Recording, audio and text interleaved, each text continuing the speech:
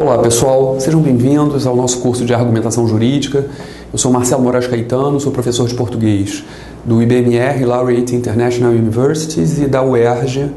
E eu quero mostrar para vocês nesse primeiro bloco, nesse primeiro momento da nossa aula, do nosso encontro, mais ou menos uma visão panorâmica de tudo o que nós vamos encontrar, o que significa exatamente ser argumentação jurídica, o que significa você precisar argumentar, defender, portanto, uma hipótese que se eleva à categoria de tese e como você vai fazer isso, essa defesa, portanto, por meio de argumentos. Esse é o grande objetivo de um curso de argumentação e o adjetivo que nós utilizamos, a qualificação jurídico, né, ou argumentação jurídica, é pelo fato de que, naturalmente, o âmbito judicial, o âmbito jurídico, por ele ter exatamente um dos pressupostos, como eu vou mostrar para vocês em aulas específicas, nas nossas aulas vindouras específicas, um dos pressupostos, um dos pré-requisitos para que seja necessário haver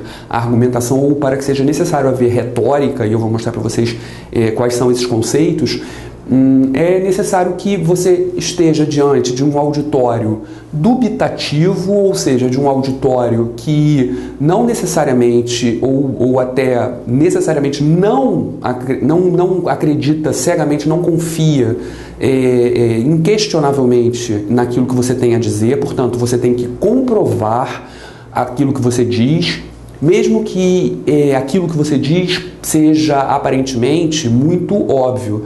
Ainda assim, quando a gente está falando, quando nós estamos no âmbito de algum discurso que precise ser argumentado ou que precise ser passível de ser alvo da retórica, é porque nós estamos diante de um auditório que, pelo menos nós temos que calcular, como eu vou mostrar para vocês um dos meios de prova ou do meio de persuasão, o ethos, que é uma palavra grega da retórica clássica de Aristóteles, precisa ser calculado de maneira que você imagine, pelo menos imagine, você calcule, você equacione que o auditório está duvidando mesmo daquilo que você tem a dizer, repito, por mais óbvia que seja essa coisa que você está dizendo. Além disso, também são objetos passíveis de argumentação ou de retórica, discursos que são passíveis de argumentação ou de retórica, aqueles que, além, como eu disse, do auditório dubitativo, pelo menos imaginado ou presumido ou pressuposto por parte do orador, também há, além disso, o que a gente chama de um contraditor.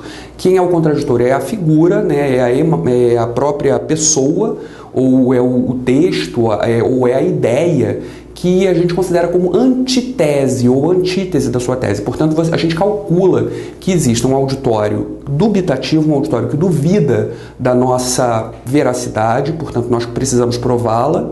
Ademais, nós temos para ainda agudizar essa situação, ou seja, para aguçar a situação dessa questão da dúvida, nós temos um elemento dentro desse auditório cuja função é exatamente promover a contradição.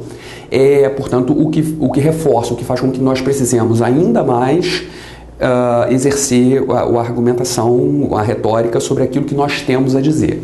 Tá? Portanto, essa é a apresentação. Nós temos aí uma capacitação em argumentação jurídica. E nesse primeiro momento eu quero falar com vocês sobre mais ou menos uma panorâmica de qual é o conteúdo programático do nosso curso, o que você tem com o livro didático que você adquire junto, não é isso? Também de minha autoria. Você tem aí todo esse conteúdo programático elaborado exatamente de acordo com o que está aqui. O que eu vou fazer agora para você e o que a gente vai desdobrar nas aulas é exatamente o mesmo conteúdo programático que está inserido no material didático que você tem aí com você, na sua mão, ok? Bom, nós temos que começar falando o seguinte, que existem dois modos básicos de raciocínio, a lógica e a retórica. Respectivamente a demonstração e a argumentação. Como eu falei, eu não vou me aprofundar em nenhum desses conceitos. Este primeiro bloco, este primeiro momento, ou esta primeira aula, ou ainda este primeiro encontro que nós estamos promovendo agora, tão somente para que você veja, para que você encontre aí tudo o que será abordado no curso. E eu também queria, até antes de começar a falar, já toquei no primeiro tópico, que vai ser subdividido em subitens e assim por diante, queria dizer o seguinte: há alguns momentos, há partes do material didático, sobretudo as partes que se referem à gramática normativa, se não me engano, as 2 ou 3 últimas partes do nosso material, em que eu não vou me aprofundar, talvez eu nem dê muito foco a ele. Pela seguinte razão, o material está muito esmiuçado, está muito bem explicado. São casos em que eu trato, por exemplo, do uso da vírgula, da vírgula e das concordâncias nominal e verbal, por exemplo. Por que eu escolhi esses 3 itens da gramática, essas 3 partes da gramática, eu as elegi como necessárias à consecução do nosso curso? Porque, de acordo com os processos, eu trabalhei muito tempo como revisor de processos judiciais e corregedor nessa parte, e onde realmente havia mais erros era nessas partes que eu falo a vocês.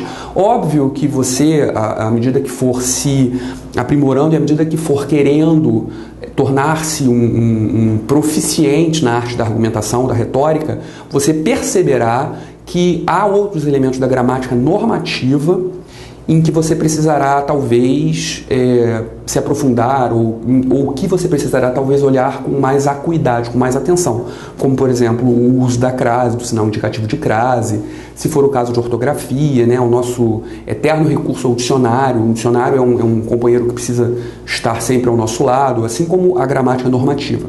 Então, nos aspectos gramaticais do nosso curso, eu não vou me aprofundar porque o material que você possui na sua mão está muito já esmiuçado a esse respeito. Ele já está muito explicativo, com exemplos muito claros, então não acho que seja necessário. Me parece ser mais necessário que eu fale realmente sobre os aspectos de como conduzir o seu raciocínio por meio da lógica e, sobretudo, por meio da retórica e ainda, sobretudo, qualificando a retórica por meio do que a gente pode chamar de nova retórica, que é a retórica argumentativa. Porque, como você vai ver, como você observou no seu material, nós temos basicamente 2 tipos de retórica, que é a retórica clássica, que é aquela promovida na Grécia clássica mesmo, Grécia e Roma clássica também, portanto até o fim do Império Romano do Ocidente, né, que é 476 depois de Cristo, e promovida desde os primeiros oradores gregos, que 500 até mais do que isso, anos antes de Cristo. Essa é a retórica clássica, e a nova retórica ou chamada também de retórica argumentativa ou simplesmente argumentação, tá? Então eu quero mostrar para vocês, eu comecei daqui porque é muito importante mostrar para vocês que a retórica nasce da lógica. Esse pensamento lógico, né, os 2 modos básicos de raciocínio, ou seja, de utilização da razão, nós vamos ver isso daí, são a lógica e a retórica. Eu gostaria de fazer uma justiça aqui, que eu sempre faço. A pessoa que nos trouxe isso compilado, obviamente existiam pessoas que fizeram isso antes, Platão, Sócrates fizeram, por exemplo, foram pessoas que exerceram retórica, muito embora, como eu vou mostrar para vocês, esses filósofos, como por exemplo Sócrates, que era professor de Platão, e Platão, por sua vez, professor de Aristóteles, mas Sócrates e Platão achavam que a retórica não era uma arte, os gregos chamavam de arte ou tecné a qualquer ofício. Então não era um ofício digno do filósofo, não era um ofício digno do cientista, porque a retórica era exercida por pessoas que falavam, por isso o sujeito retórico, ou o sujeito intencional retórico, é um orador. Por isso, quando eu falar em orador, por isso os cursos de oratória são cursos que devem ser, pelo menos deveriam ser na sua base, no seu bojo, cursos que encampassem também a retórica.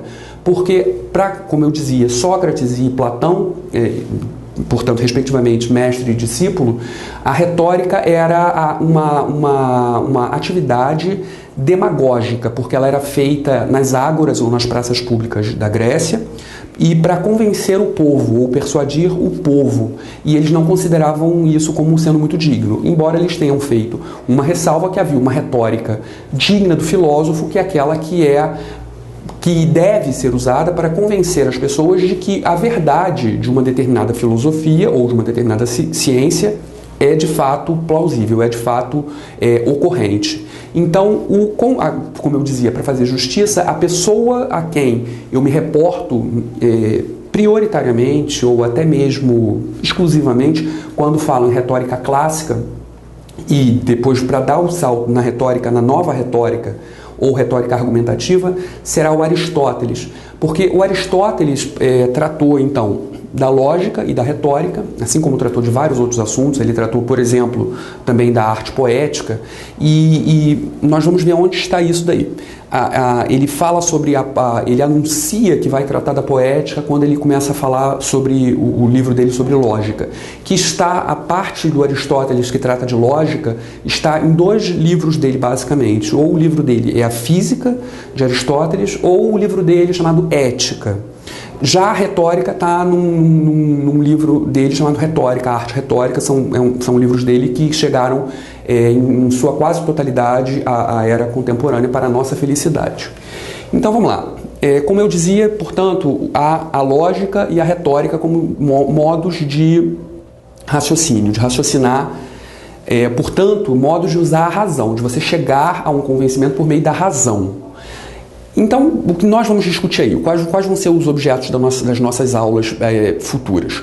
O orador e seu auditório. Como eu falei para você, nós sempre partimos do pressuposto que um orador, portanto uma pessoa, um sujeito intencional retórico, é aquele que está diante de um auditório. Pode ser também, esse auditório pode ser entendido, como nós vamos ver, uma pessoa particular.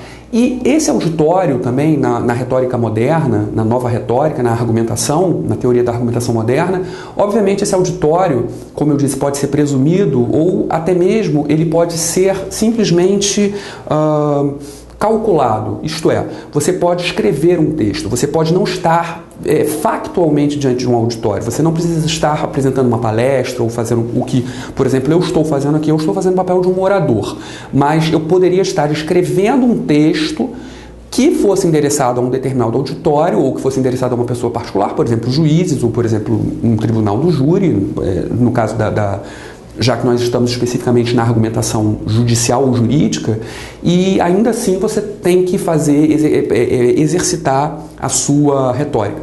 E é por essa razão, eu não tinha completado esse pensamento, é por essa razão que no nosso curso eu coloquei a questão da vírgula, porque a vírgula faz parte, obviamente, quando eu estou falando, você não está vendo onde eu estou colocando minhas vírgulas ou não colocando.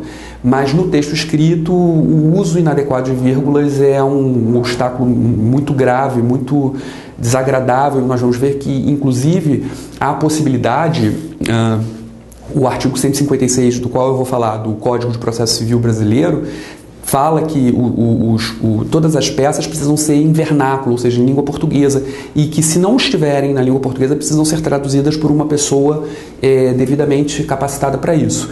E há também uma questão, como nós vamos ver em doutrinas, que mostra que uma peça, uma petição, qualquer peça, pode ser considerada nula se ela contiver excessivos erros de língua portuguesa, ok? Vamos lá. Vou mostrar para vocês qual a diferença entre convencer e persuadir, que existe uma diferença bastante interessante sobre isso. Quais são os 3 meios? Isso aqui, por enquanto, eu ainda estou falando sobre a questão da retórica clássica. Isso aqui eu vou falar bastante no Aristóteles, no que ele pensava sobre retórica. Os 3 meios de persuasão ou 3 meios de prova para o Aristóteles, que são, como nós vamos ver aí, nós vamos desdobrar em logos. Portanto, logos foi a palavra que deu origem à palavra lógica. Então, isso nos faz inferir, isso dá como pressuposto, e o Aristóteles não deixa isso apenas como pressuposto, ele explicita isso, que a retórica nasce da lógica. Portanto, nós vamos estudar um pouco de lógica, há um pouco de raciocínio lógico. Você vai ver, inclusive, nos seus exercícios, há exercícios que eu selecionei para a sua avaliação, que são exercícios puramente de raciocínio lógico, dedutivo, porque é daí que nasce a retórica.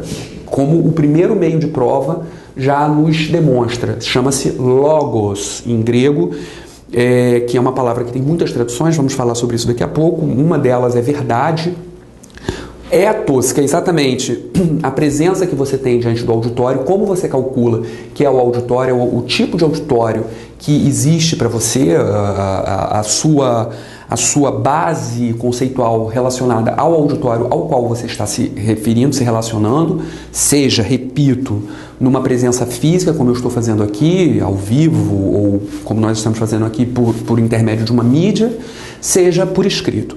Então, existe o logos, existe o ethos e existe o pathos, que é uma palavra cuja tradução também muito diversa. Os gregos têm essa característica de serem muito polissêmicos nas suas palavras, nos seus conceitos, e eles faziam isso propositadamente, exatamente porque os conceitos deles abarcavam uma quantidade tal, uma gama tal de riqueza conceitual que não se prestava ao espartilho de uma única definição. Eles não eram o que a gente poderia chamar anacronicamente de logocêntricos. Eles eram sim polissêmicos. Os conceitos gregos eram polissêmicos exatamente para refletir, espelhar essa riqueza. Então, uma das possíveis traduções para a palavra pathos é afecção. A palavra pathos foi a palavra que deu origem, por exemplo, à palavra paixão. Então, com a palavra pathos é o que linguistas depois, contemporâneos que eu digo porque já do século XX, diziam, por exemplo, tratavam disso como sendo a parte que nós chamamos de apelo, ou função apelativa, ou ainda de manifestação psíquica. Tudo isso está relacionado ao pathos. Tá? Vamos ver isso aí melhor. Vamos fazer, portanto, uma pequena distinção entre a retórica clássica. Não vou me aprofundar, não é um curso de retórica clássica, mas eu quis ir a ele, na verdade eu quis ir até a gênese de tudo, que é a lógica, que vem mesmo antes da retórica clássica. A teoria da argumentação contemporânea. Vamos falar nas questões de adesão do auditório, porque, como vimos aí, o nosso grande objetivo, se eu tivesse que dizer, qual o objetivo geral deste curso, qual o objetivo geral do curso de capacitação em argumentação jurídica, alcançar a adesão do auditório. E alcançar a adesão do auditório, de um auditório que, como nós veremos, eu já disse, nós veremos isso um pouco melhor, mais aprofundadamente, um auditório que é dubitativo e que ainda, além disso, ainda por cima, conta com a presença de um contraditor. Promover, portanto, a adesão desse auditório é assunto que precisa ser estudado, precisa ser adquirido, não é natural, é algo que precisa ser artificialmente adquirido, portanto, por meio de estudo, ok? Vamos passar para o próximo. Bom, a argumentação no processo judicial, ela já trata aí do que nós temos, as partes, vamos dizer, do processo judicial são os anatomicamente chamados de exórdio, a narração, a argumentação e a conclusão ou as considerações finais. Vamos falar um pouco sobre cada um desses elementos aí. Também vou falar um pouco sobre o gênero textual da dissertação, a dissertação como um gênero textual, que tipo de gênero, por que a dissertação é a modalidade ou o gênero, né? Alguns gramáticos põem a dissertação no lugar de modalidade ou de tipo, de tipologia de texto, mas talvez ela possa também ser chamada de um gênero discursivo. Vou mostrar para vocês o que eu estou querendo dizer com isso.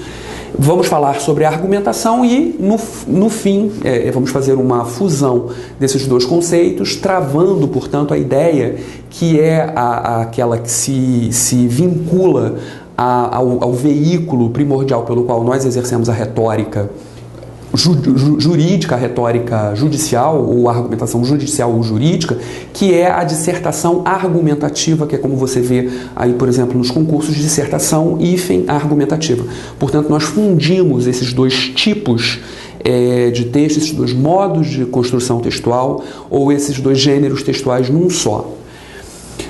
Vamos falar sobre fatos, verdades e presunções. Já vou adiantar para vocês que fatos e verdades são assuntos que dizem respeito, vamos dizer assim, ao âmbito, à instância, ao campo da lógica, e a presunção diz respeito ao âmbito, ou ao campo, ou à instância da retórica, daquilo que precisa ser comprovado, porque a lógica, como nós veremos, parte de uma ideia de que alguma coisa é verdadeira ou falsa, e não há necessidade, segundo o parâmetro de lógica, não há necessidade de comprovação sobre algo que é verdade, sobre algo que é fato, sobre algo que é dado. sobre algo que é, como nós vamos ver na semiótica, icônico, mas há necessidade de comprovação sobre algo que é pressuposto, ou sobre algo que é presumido, ou sobre algo que é inferido e assim por diante. Nós vamos ver essa diferença. E é exatamente por nós estarmos dentro de um âmbito em que os terrenos de discussão não são factuais, não são verdades, e sim são presumidos, e sim são inferidos, ou mesmo nós podemos dizer, nós chegamos a eles muitas vezes por meio de indução, raciocínio indutivo. Por isso exatamente nós precisamos provar aquilo que estamos falando. Os elementos textuais explícitos e elementos textuais implícitos. Vou falar sobre implicaturas e pressuposições, cada um desses elementos. Bom, eu estou voltando. Vamos falar também sobre essa questão aqui, o real e o preferível. Mais uma vez eu faço a dicotomia: real é aquilo que diz respeito ao campo da lógica e preferível é aquilo que diz respeito ao campo da retórica. Só para fazer um pequeno adiantamento do que nós vamos ver, o Aristóteles ficou incomodado. Como ele queria elevar a retórica, disse eu no início dessa nossa aula, que Sócrates e Platão menoscabavam, a gente pode dizer isso sem receio, a retórica como sendo um artifício de demagogos, né? Porque sendo exercida por sofistas, que nós vamos ver que hoje a palavra sofisma é uma palavra que tem inclusive um cunho pejorativo, portanto uma palavra que significava que as pessoas queriam convencer o povo que não tinha raciocínio, vamos dizer assim, elevado, apurado, a fazer ou a não fazer determinadas coisas, ter ou não ter determinadas atitudes, por meio simplesmente de passional, por exemplo. Mas o Aristóteles quis mostrar que a retórica era uma ciência que poderia ter um caráter sério, um caráter sistematizado, um caráter regulamentado, regrado, e por isso ele fez a retórica clássica, por isso ele é o primogênito da retórica clássica. Então Aristóteles, incomodado com aquela questão de que o argumento, a primeira contradição que o Aristóteles encontrou foi exatamente no seu professor, Platão, que dizia que o ser humano não é capaz de compreender, de aceder, de ter acesso, digo eu, portanto, à verdade, que isso era, segundo eles, um atributo dos deuses, né, os deuses do Olimpo grego. O Aristóteles, incomodado com isso, cunhou o termo: tudo bem, nós não temos acesso, seres humanos, não temos acesso à verdade, mas nós temos acesso à semelhança da verdade, à similitude da verdade ou à verossimilhança. E por isso Aristóteles colocou aquilo como sendo o objeto principal da retórica, a verossimilhança. Então esse é um conceito aristotélico que diz respeito: nós não estamos lidando com verdades, nós não estamos lidando com fatos, nós estamos lidando com verossimilhanças ou com pragmata, coisa que seja verossímil ou inverossímil, semelhante à verdade ou dessemelhante da verdade. Então vamos falar sobre valores, qual é essa ideia de valor, que é uma ideia que mostra que certas verdades e até certas verossimilhanças quebram um elo de coerência, de presunção ordinária. Nós vamos ver o que eu estou querendo dizer, por terem mais valor por uma razão ou por outra. Por exemplo, a questão do qualitativo ou do quantitativo. Então, esses são os lugares do preferível: o lugar comum e o lugar específico, o lugar da quantidade e o lugar da quantidade. São elementos que mostram que você pode quebrar um elo, ou seja, quando você coloca duas ou mais pessoas ou situações em contradição, digo eu mais uma vez que a contradição é condição sine qua non para que nós tenhamos a necessidade do exercício da retórica. Muitas vezes essas duas pessoas, vamos pegar o elemento mínimo, duas, no mínimo é preciso que haja a tese e a antitese, não é isso? O que o Hegel depois viria a fazer convergir numa síntese. Mas, por enquanto, a gente não está ainda em 1807, a gente está muito antes disso, quando Hegel escreveu Fenomenologia do Espírito. Então, essas duas situações de pessoas que se contradizem, né, de tese e antítese, muitas vezes a gente não pode colocar, e não deve mesmo colocar, essas duas pessoas num pé de igualdade. O valor é exatamente o que faz com que, muitas vezes, de antemão, um desses dois lados, vamos dizer, da balança do equilíbrio jurídico se ponha acima ou abaixo do outro por razões específicas, que nós vamos ver quais são elas. Existem acordos próprios de certos auditórios, ou seja, vou falar de auditórios específicos, né? Auditórios em que a retórica até mesmo, vamos dizer assim, eu poderia dizer grosso modo que a retórica a certos auditórios é menos necessária. Digo isso em relação, por exemplo, a determinados domínios discursivos. Vou dar um exemplo. Nós estamos falando do âmbito jurídico, né, o âmbito judicial, mas eu poderia falar de domínios discursivos, são áreas, são campos do saber. Então, por exemplo, se eu fosse um médico e estivesse me dirigindo a médicos, exclusivamente a médicos, isso é um auditório específico. A retórica, portanto, que eu deveria exercer diante desse meu auditório específico, um médico se dirigindo a médicos, um cientista se dirigindo a cientistas, no meu caso, por exemplo, um linguista se dirigindo a linguistas, um advogado se dirigindo a advogados e assim por diante, há uma especificidade que deve ser levada em consideração. Eu não posso me dirigir a um auditório específico, um auditório que compartilha do mesmo domínio discursivo que eu, como se eu estivesse me dirigindo a um auditório que não compartilhasse desse meu domínio discursivo. Vou mostrar para vocês a diferença entre entendimento e interpretação. O que é entender e o que é interpretar. Muitas vezes nós vamos ver aí que o judiciário, eu digo judiciário, o advogado, o juiz, quando eles entendem um elemento, por exemplo, uma lei, eles estão simplesmente tendo um ato executivo, né? Por exemplo, homologação. Mas a interpretação de uma lei, ao se interpretar, e eu vou mostrar para vocês o que significa isso melhor nos nossos próximos encontros, quando ele interpreta, ele produz uma norma, ele produz lei. Então, o judiciário é o poder, vamos dizer assim, que executa, sim, ele tem um papel de poder executivo e ele tem também um papel de poder legislativo, porque ao interpretar uma lei, o juiz, o jurista, o advogado, quando ele interpreta uma lei, ele produz norma. A jurisprudência está aí, é produção de norma. A gente não pode achar que são aqueles compartimentos estanques, o executivo executa, o judiciário julga e o legislativo legisla, não, porque o judiciário, estando exatamente como elemento de ligação entre executivo e legislativo, ele executa também, assim como o executivo, e por outro lado ele produz, portanto ele, de uma certa maneira, poderíamos dizer que lato sensu ele legisla. Isso daqui eu vou falar sobre o ícone, fato e o indício, vamos ver sobre isso na questão das provas, né? Bom, e aí vou fazer o que é a minha, vamos dizer, preocupação assim muito grande nesse curso, é exatamente retroceder. Então eu vou dar todo esse panorama até ali, todo esse item 1, portanto, foi uma visão panorâmica da lógica, como ela se dissociou da retórica. Já contei para vocês a velha história, praticamente estou aqui contando como se fosse uma fofoca, né? Uma história que o Sócrates e o seu aluno Platão discordavam, achavam que a retórica era um ofício menor, né? Um ofício de demagogos, um ofício que não levasse em conta a racionalidade. Aristóteles, por sua vez, aluno de Platão, discordou, foi um dos pontos em que o Aristóteles, apesar de toda a admiração que ele continuou nutrindo por Platão, foi um dos pontos em que o Aristóteles saiu, por exemplo. Aristóteles era um aluno do que o Platão fundou a academia, o academos, né, o conhecimento acadêmico ou o conhecimento platônico. O Aristóteles, por sua vez, fundou o liceu ou perípatos, que foi exatamente o conhecimento colocado em prática.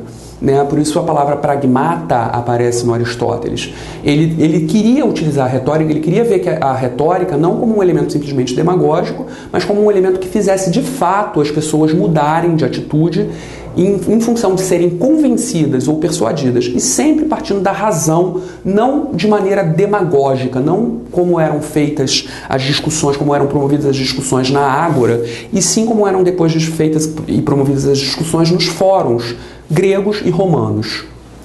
Então eu vou voltar nesse item 2, a lógica aplicada à retórica.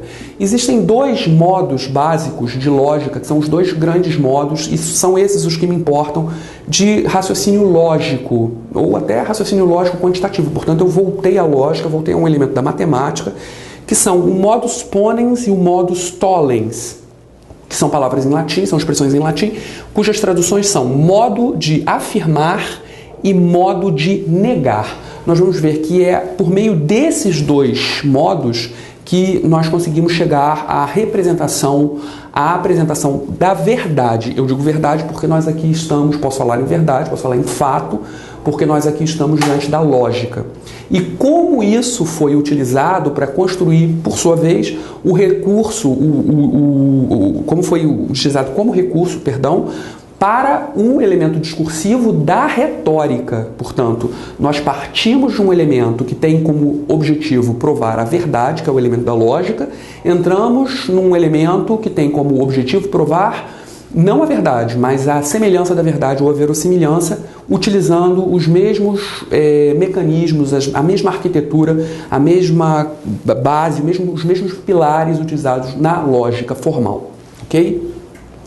As duas falácias clássicas, por sua vez, são, vamos ver exatamente do que se trata isso, afirmação do consequente, porque no modus ponens, que é o modo de afirmar, você não afirma o consequente, você afirma o antecedente. Então, quando você afirma o consequente, você vai cometer uma falácia. O que é uma falácia? Também uma palavra que significava, a palavra que deu origem ao adjetivo falso ou ao substantivo falsidade.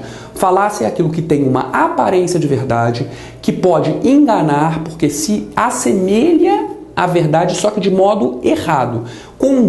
Induz ao erro. E, inclusive, era por essa razão, por se utilizarem de muitas falácias, que Sócrates e Platão se opunham à retórica, porque diziam que os oradores eram pessoas que, em muitos casos, utilizavam falácias. E eles, obviamente, conhecedores das falácias, as percebiam e não admitiam isso como sendo adequado. E a negação do antecedente, por quê? Porque o modus tollens não é a negação do antecedente, é a negação do consequente, que a gente vai ver que em lógica formal chama-se que. Então, quando você nega o antecedente, você vai cometer uma falácia, como nós vamos ver aí.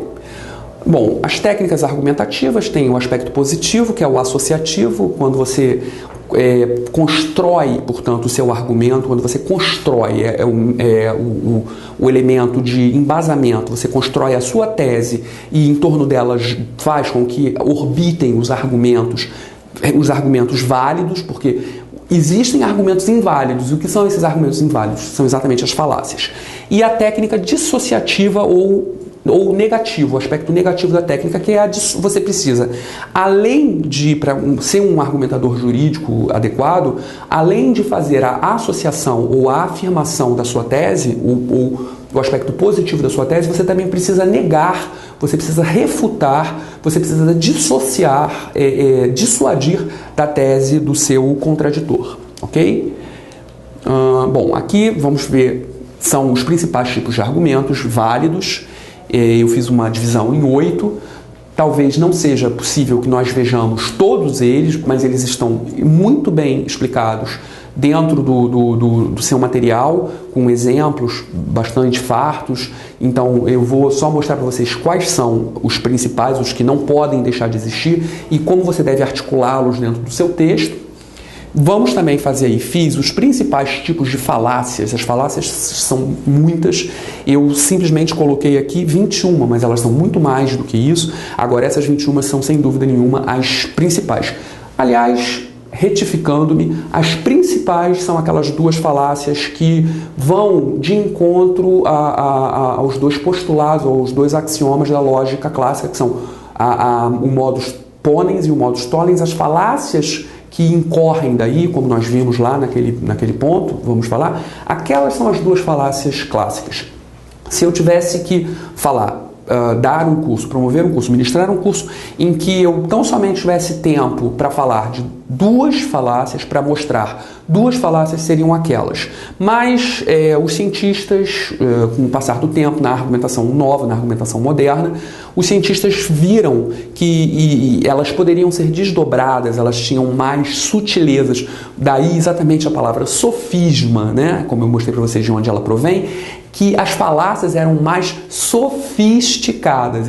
Esse próprio termo sofisticado, que vem de sofisma, mostra que existe uma sofisticação na arte até de enganar. E nós precisamos conhecer muito bem as falácias exatamente para que não sejamos enganados, para que no nosso momento, naquele momento dissociativo, saibamos refutar a suposta argumentação do nosso contraditor, apontando que aquilo é uma falácia, mostrando por que é uma falácia. Não adianta mostrar que é uma falácia, é preciso dizer que falácia é aquilo, exatamente. Ok? Então, vou também tratar de algum aspecto, isso daqui já é a massa fina, vamos dizer assim, da nossa receita. Já é o aspecto de realmente depurar, de chegar a um ponto de sutileza, que nós temos que ter cuidado com polarização ou extremismo e de palavras e generalização de palavras, e eu boto em contraponto a isso, que nós devemos preferir e especificar palavras. Vou mostrar isso para vocês porque posso adiantar aqui rapidamente, que é o seguinte: quando nós somos muito incisivos, contundentes, portanto, muito extremistas ou generalizantes, vamos dizer assim, vamos usar esse neologismo aí, numa tese, ela se torna muito difícil de ser comprovada. Por isso, exatamente, uma das grandes falácias é a chamada generalização apressada. Quando eu digo, por exemplo, que todo brasileiro gosta de futebol, eu fui generalista, não é isso? Eu fui extremista, eu fui polarizado. E aí uma pessoa cujo nome eu cito para vocês, que é o Karl Popper, que é um dos grandes epistemólogos, ou seja, filósofos da ciência contemporânea. Nós não podemos escrever ciência sem conhecer esse nome, o Karl Popper. Ele dizia o seguinte, baseado em outros racionalistas de outros momentos, como o próprio René Descartes e assim por diante, Immanuel Kant e os fenomenologistas como Husserl, etc., etc., o Popper diz o seguinte: com apenas um argumento, nós não conseguiremos, muito dificilmente, nós conseguiremos ou nós não conseguiremos provar uma tese. Mas basta um argumento, muitas vezes, para que uma tese inteira, construída com 1000 argumentos, com um edifício aparentemente muito sólido, às vezes um único argumento dissociativo é suficiente para derrubar todo um edifício. E quando isso vai acontecer? Por exemplo, quando eu sou generalista. Se eu digo todos os brasileiros ou todo brasileiro gosta de futebol, basta que eu lhe mostre um brasileiro que não gosta de futebol para acabar com qualquer argumento. Você pode ter construído uma tese de 1000 páginas com os melhores argumentos possíveis, válidos sobre essa tese. Todos os brasileiros gostam de futebol, mas com uma única dissociação, como nos alerta Karl Popper e os outros de quem eu falei, eu consigo derrubar um edifício construído, às vezes, com muito atiladamente, mas ele errou exatamente na escolha da tese, ou muitas vezes errou na escolha de algo que não foi nem a tese, não foi nem a ideia, mas foi a maneira de expressar, não foi o conteúdo, foi a expressão. A palavra que ele utilizou para expressar a tese não foi uma palavra, como nós dizemos, feliz. Então nós temos que ter cuidado, porque o que se leva em consideração não é o que eu quis dizer, leva-se em consideração o que eu efetivamente disse. Então, a escolha das palavras é fundamental num curso de argumentação, para se promover a capacitação, para se promover o aprimoramento da argumentação. É fundamental que você saiba escolher as palavras adequadas para que você não caia no problema de ter uma tese adequada, de ter argumentos adequados, mas com uma ou poucas dissociações a sua tese ser derrubada. Vamos falar então, como isso ainda fala da questão do léxico ou do vocabulário, vamos tratar um pouco sobre isso. Vou falar sobre exatamente o uso normativo da língua portuguesa. Normativo é a gramática normativa, portanto, em que pese ao enorme número de variedades linguísticas de que nós somos portadores na língua portuguesa, não apenas no Brasil, como na comunidade de países de língua portuguesa espalhadas pelo mundo afora, nos PALOPs ou países africanos de língua oficial portuguesa e assim por diante, ou na Europa, Portugal, né? Apesar disso, a despeito disso, o uso eleito para a argumentação jurídica, assim como a modalidade ou gênero textual eleito é a dissertação e mais a dissertação argumentativa, por sua vez, o uso eleito, a variante eleita para que nós promovamos a nossa argumentação ou a nossa retórica é a norma culta. O desconhecimento de norma culta pode indicar índice ou pode indicar baixa escolaridade ou baixa afecção à escolaridade, e isso pode, portanto, promover uma dissociação da sua própria imagem. Então, é eleito, repito, para que promovamos a retórica, a argumentação jurídica, a norma culta. Apesar do respeito que temos por toda a diversidade linguística, cultural que existe, por exemplo, no português do Brasil, ou no português de Portugal, ou de Angola, ou de Cabo Verde, assim por diante, mas a norma eleita, se você for fazer uma argumentação jurídica no Brasil, vai ser a norma culta, que é a mesma norma culta a rigor da que é usada em Portugal, Angola, Moçambique, Cabo Verde, todos esses países lusófonos pelo bloco lusófono do mundo afora. E isso está refletido no artigo 156 do Código de Processo Civil e em muitas doutrinas, em jurisprudências, como eu disse a vocês, chegando a poder ser considerado nula uma petição, uma peça, cuja quantidade de erros seja muito grande ou muito aberrante.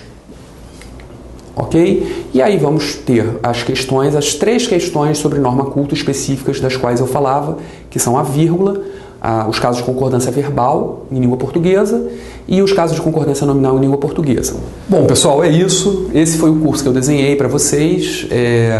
Tudo isso que está sendo dito por nós, por mim aqui nesse momento, você vai encontrar no seu material didático esmiuçado, existem exemplos, eu faço citações, eu faço remissões a livros meus, de minha autoria, e também a artigos que eu publiquei no âmbito jurídico ou no âmbito linguístico, e, portanto, você vai ter acesso a tudo isso, e vai ser um prazer muito grande, e tenha em consciência o seguinte, tenha em mente o seguinte, é um assunto que tem uma certa aridez, aparentemente, mas é divertido porque, eu posso dizer, usar essa palavra, há um ludismo também nessa nossa empreitada, porque, afinal de contas, nós estamos elevando, vamos dizer assim, a nossa consciência. A partir do momento em que nós estaremos aqui em contato com modos de raciocínio muito imbricados, muito intrínsecos à razão, muito intrínsecos ao raciocínio. Então isso sem dúvida nenhuma, eu tenho certeza disso, eu vou convencê-lo acerca disso durante o nosso curso. Isso será também um prazer, isso será também, como eu disse, uma diversão. E até a nossa próxima aula, então, quando nós começaremos ao aprofundamento de cada um desses itens. Um abraço.